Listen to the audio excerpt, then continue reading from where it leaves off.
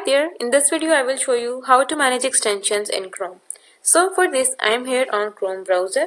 First of all, you need to click on three dots on the top right corner, and there we have extension option, and now go to manage extensions. So there you will find multiple extensions.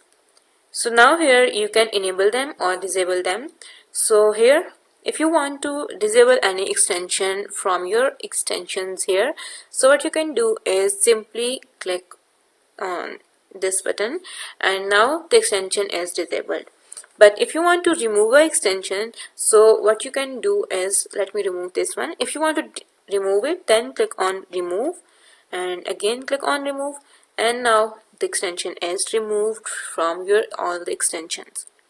So in this way you can manage extensions in Chrome browser.